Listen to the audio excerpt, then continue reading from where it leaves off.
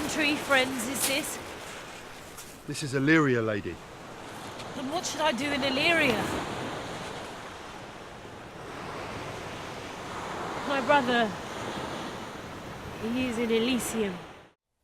This play, remarkably, connects with others of Shakespeare's sea plays and makes it very different in emotion and tone from the forest plays.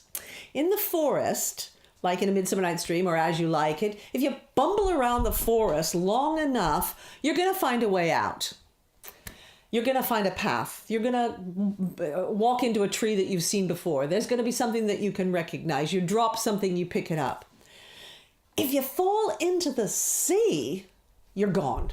Whatever you drop into the sea, it disappears. The sea doesn't give back those things that it consumes, except.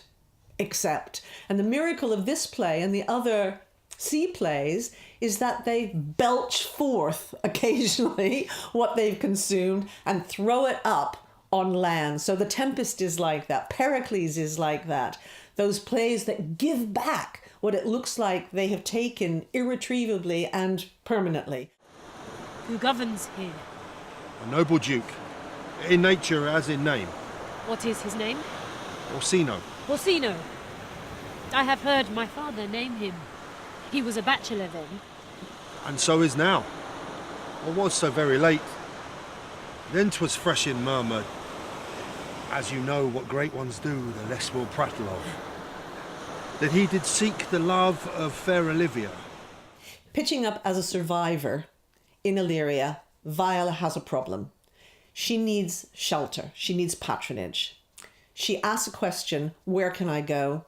She learns that the female household into which she would obviously place herself is closed. She will not be able to put herself under the patronage of Olivia because Olivia is admitting no messengers, no communication. The alternative is to put herself under the patronage of Orsino, but his, of course, is a male household. She cannot be a woman inside this male household. Therefore, she must disguise herself as a man. I prithee, and I'll pay thee bounteously. Conceal me what I am, and be my aid for such disguise as haply shall become the form of my intent. I'll serve this duke. Thou shalt present me as an eunuch to him. It may be worth thy pains, for I can sing and speak to him in many sorts of music that will allow me very worth his service. To Shakespeare's audience, once they knew the place was Illyria, which had a reputation for being a wild and dangerous and virtually a place without government, they would immediately understand the necessity for a girl to dress as a boy, to protect herself. In the modern world, you would have to ask yourself questions about how do we rationalize that? Is this a war zone? Is it the Croatia of the 1990s, for instance? Or are we creating an imaginary world in which there might be other reasons that we could make clear to an audience why she should protect herself in this way? And we see this, I think, wonderfully in our own time when those immigrants who've taken those terrible journeys across the Mediterranean or from Libya to try to get to Europe miraculously travel through the storm on these little tiny ridiculous baubles of boats and somehow make it.